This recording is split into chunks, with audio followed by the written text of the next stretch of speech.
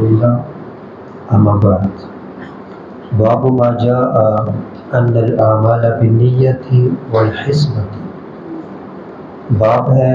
جو آیا ہے کہ اعمال کا دار و مدار نیت پر ہے اور حسبہ پر ہے۔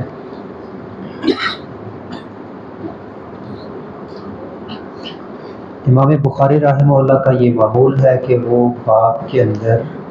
آیات کے ٹکڑے اور احادیث کے ٹکڑے لے کر آتے ہیں، گویا کہ وہ آیات سے استنباط کر رہے ہوتے ہیں اور احادیث سے استنباط کر رہے ہوتے ہیں کہ آیت کے اس ٹکڑے سے یہ مسئلہ ثابت ہو گیا اور حدیث کے اس ٹکڑے سے یہ مسئلہ ثابت ہو گیا۔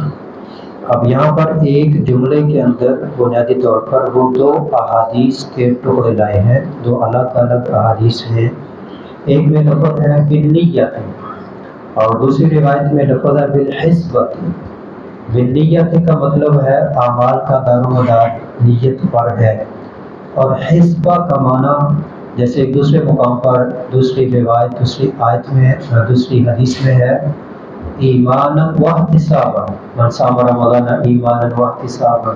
من قام لیلۃ القدر ایمانا واحتسابا، من قام رمضان، من صام رمضان، اس میں لفظ آتا ہے احتسابا، حاسین با مادہ ہے احتسابا، ایمانا ایمان کے لیے یا ایمان کی وجہ سے یا ایمان کی حالت میں، احتسابا اور ثواب کے لیے ثواب کی نیت سے ثواب کی خاطر۔ تو یہاں پر بھی حسبہ لفظ آیا ہے ثواب کے لیے، اجر حاصل کرنے کے لیے۔ تو جو کوئی عمل کرتا ہے اللہ سے اجر حاصل کرنے کے لیے، نماز پڑھنے آئے ہیں اللہ سے اجر حاصل کرنا ہے، مدرسے میں پڑھنے آئے ہیں اللہ سے اجر حاصل کرنا ہے، اسکول میں ڈگری حاصل کر رہے ہیں اور بڑے ہو کر دین کا کام کرنا ہے، تو یہ ڈگری بنیاد ہوگی، دین کا کام کر رہے ہوں گے تو یہ ڈگری بنیاد ہوگی، تو اللہ کے اجر کی نیت آگی۔ کھانا کھا رہے ہیں ہمارے استاد گرامی فضیلت الشیخ عبدالسلام بن محمد مفسر قرآن بٹوی رحمہ اللہ فرمایا کرتے تھے کہ آدمی کھانا کھانے لگے تو بھی نیت اچھی کر لو، کھائیں گے جسم تندرست ہوگا، مضبوط ہوگا، نیک اعمال کریں گے، فلاں کریں گے، فلاں کریں گے، فلاں کریں گے۔ وَلِكُلِّ امْرِئٍ مَّا نَوَىٰ، ہر آدمی کے لیے جو وہ نیت کرتا ہے، وَدَخَلَ فِيهِ الْإِيمَانُ، اور جب اس میں آ گیا ہر عمل کا اعتبار نیت کے مطابق ہے، اس میں سارے اعمال آ جائیں گے، ایمان بھی آ گیا، وضو بھی آ گیا، وَالصَّلَاةُ وَالزَّكَاةُ وَالْحَجُّ وَالصَّوْمُ وَالْأَحْكَامُ، اور سارے احکام اس میں آ جائیں گے۔ قال اللہ تعالیٰ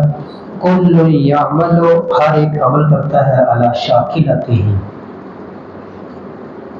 شاکلتہ کا معنی کیا ہے؟ یہاں پر لوگ اسلامیہ کے جو طلبہ بیٹھے ہوئے ہیں ترجمہ مکمل کر لیا ہوگا، تو ایک بتائیں شاکلتہ کا معنی کیا ہے؟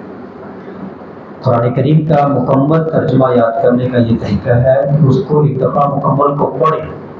جو اس میں مشکل لفظ آپ کو لگتا جا رہا ہے اس کی الگ کاپی بنا لیں، مشکل الفاظ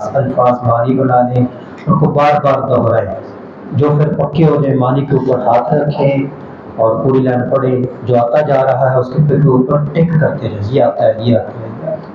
اس ٹاپک کو آپ بار بار دہرائیں تو پورے قرآن کا ترجمہ آپ کو پکا ہو جائے گا، پھر آپ کہہ سکیں گے کہ مجھے قرآن کریم کے تمام الفاظ کے معنی آتے ہیں۔